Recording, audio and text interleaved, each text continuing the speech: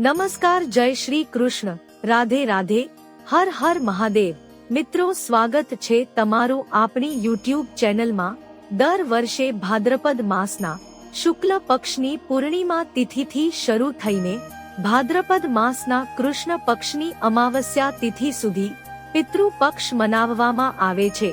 આ વર્ષે પિતૃ પક્ષ 18 સપ્ટેમ્બર બુધવારે શરૂ થઈ રહ્યું છે અને 2 ઓક્ટોબરે સમાપ્ત થશે. પિતૃ પક્ષ 16 દિવસ સુધી ચાલે છે. આ સમયમાં માનવીએ પિતૃઓની તૃપ્તિ માટે કેટલાક ઉપાય કરવા જોઈએ. જે વ્યક્તિ શ્રદ્ધા સાથે પોતાના પિતૃઓની મુક્તિની પ્રાર્થના કરે છે તેને પિતૃઓ સુખ અને સમૃદ્ધિના આશીર્વાદ આપે છે. આપણી સંસ્કૃતિમાં પૂર્વજોના આશીર્વાદ મેળવવું ખૂબ જ મહત્વનું છે.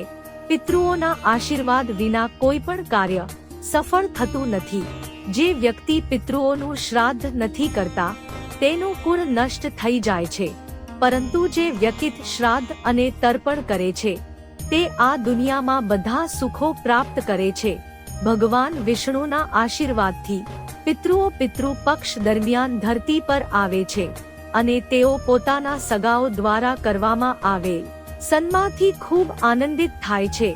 તેઓના મનપસંદ ભોજનથી સંતોષ પામીને પિતૃગણ સગાઓને આશીર્વાદ આપે છે અને પાછા પિતૃલોકમાં જઈને શાંતિ પામે છે. જો કોઈ પિતૃ પક્ષના દિવસોમાં પોતાના પિતૃઓનું સન્માન નહીં કરે, ભોજન અર્પણ નહીં કરે, તો પિતૃઓ રૂષ્ટ થઈને પાછા ચાલ્યા જાય છે અને તેને પિતૃ દોષ થાય છે. આ પિતૃ દોષના કારણે મનુષ્યને ખૂબ કષ્ટો સહન કરવા પડે છે. ગરુડ પુરાણ અનુસાર પિતૃઓના તર્પણ અને શ્રાદ્ધ માટે તીર્થ સ્થાનનું ખાસ મહત્વ છે. એવી માન્યતા છે કે ગયા બદ્રીનાથ અથવા પ્રયાગમાં શ્રાદ્ધ કરવાથી પિતૃઓને મોક્ષ મળે છે. જો કોઈને વિશેષ સ્થળે શ્રાદ્ધ કરવું શક્ય ન હોય તો તે ઘરના કોઈ પણ પવિત્ર સ્થળે કરી શકે છે. પરંતુ યાદ રાખો કે પિતૃઓનું શ્રાદ્ધ ક્યારેય સાંજે અથવા રાત્રે કરવું નહીં. પિતૃઓની પૂજા અને આહવાન માત્ર દિવસમાં જ કરવું જોઈએ.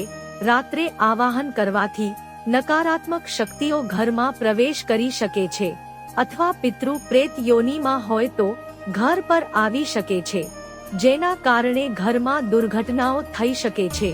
મિત્રો, હવે જાણીશું પિતૃ પક્ષમાં કરવામાં આવતા મહત્વપૂર્ણ ઉપાય વિશે. નંબર 1, મુખ્ય દરવાજા પર પાણીનો છંટકાવ. પિતૃ પક્ષના સમયમાં લોકો મૃત્યુ પામેલ આત્માઓનું આહવાન કરે છે. તે સાથે અન્ય પ્રેત આત્માઓ પણ ઘરમાં પ્રવેશ કરવાનો પ્રયાસ કરે છે. આ પ્રેત આત્માઓ ઘરમાં દુઃખની સ્થિતિ ઊભી કરી શકે છે. તેથી ઘરના દરવાજા પર પાણીનો છંટકાવ કરવો જોઈએ. આથી પિતૃઓ પ્રસન્ન થાય છે અને નકારાત્મક શક્તિઓ ઘરમાં પ્રવેશ કરી શકતી નથી. નંબર 2, ગાય, કૂતરા અથવા કાગડાને ભોજન આપો. શ્રાદ્ધ માટે બનાવેલા ભોજનને ફક્ત પિતૃની તસવીર સામે મૂકી દેવાથી પિતૃઓ તે ભોજન ગ્રહણ નથી કરી શકતા. તેથી થોડું ભોજન ગૌમાતા, કૂતરા અથવા કાગડાને જરૂરથી ખવડાવવું જોઈએ. નંબર 3, શુદ્ધ ઘીનો દીવો પ્રગટાવવો. પિતૃઓની તસવીર સામે શુદ્ધ ઘીનો દીવો પ્રગટાવીને તેમના પાસેથી ક્ષમા માંગવી જોઈએ. નંબર 4, દક્ષિણ દિશામાં દીવો પ્રગટાવવો. જો તમે શ્રાદ્ધ ન કરી શકો તો દક્ષિણ દિશામાં દીવો પ્રગટાવો અને ગૌમાતાને રોટલી ખવડાવો. નંબર 5, તલનું દાન. ભગવાન શ્રી કૃષ્ણ કહે છે કે જે વ્યક્તિ તલનું દાન કરે છે તે બધા પાપોથી મુક્ત થાય છે. નંબર 6, વૃક્ષ ન કાપો. પિતૃ પક્ષમાં કોઈ પણ લીમડો, વડ અથવા પીપળનું વૃક્ષ કાપવું નહીં, નહીંતર પિતૃ દોષ થાય છે. નંબર 7, તુલસી પર તલ મિશ્રિત પાણી ચઢાવવું. પિતૃઓની શાંતિ માટે તુલસી પર તલ મિશ્રિત પાણી ચઢાવવું જોઈએ અને વિષ્ણુ ભગવાનને પ્રાર્થના કરવી જોઈએ. નંબર 8, સર્વ પિતૃ અમાવસ્યા. જેમને તેમના પિતૃઓની મોતની તારીખ ખબર ન હોય તેમને સર્વ પિતૃ અમાવસ્યાના દિવસે શ્રાદ્ધ કરવું જોઈએ. મિત્રો હવે આપણે જાણીશું કે પિતૃ માટે શું ભોજન બનાવવું જોઈએ। નંબર 1, દૂધ અને ખાંડથી બનેલી ખીર। જો તમે અનેક વાનગીઓ ન બનાવી શકો તો પણ દૂધ અને ખાંડથી બનેલી ખીર બનાવવી જોઈએ, જેમાં સૂકા મેવા ઉમેરીને પિતૃઓને અર્પણ કરવી। નંબર 2, કોળાની સબ્જી। કોળું પિતૃઓને બહુ જ પ્રિય છે। ગરુડ પુરાણ અનુસાર કોળાનું ભોજન શ્રાદ્ધમાં ખાસ મહત્વ ધરાવે છે। નંબર 3, શુદ્ધ ઘીથી બનાવેલી રોટલી। પિતૃ પક્ષમાં શુદ્ધ ઘીથી રોટલી બનાવવી અને ગાય, કૂતરા અને કાગડાને ખવડાવવી જોઈએ। નંબર 4, પીળી મગની દાળ અને સફેદ અડદની દાળ। આ દાળો પિતૃઓને પણ ખૂબ પ્રિય છે।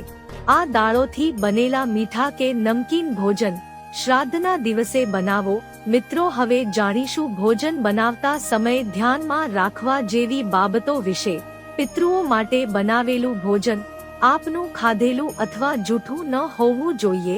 ભોજન બનાવતા પહેલા સ્નાન કરવું અને રસોઈ ઘરને પવિત્ર કરવું જોઈએ। જે સ્ત્રી માસિક ધર્મમાં હોય તે પિતૃઓનું ભોજન ન બનાવે, કારણ કે તેનાથી પિતૃઓ તે ભોજન સ્વીકારતા નથી। આ રીતે તમે પિતૃપક્ષમાં પિતૃઓની પૂજા કરીને તેમના આશીર્વાદ મેળવી શકો છો। તો મિત્રો, આ માહિતી તમને ઉપયોગી લાગી હોય તો લાઈક કરો અને જય પિતૃદેવ લખવાનું ભૂલશો નહીં।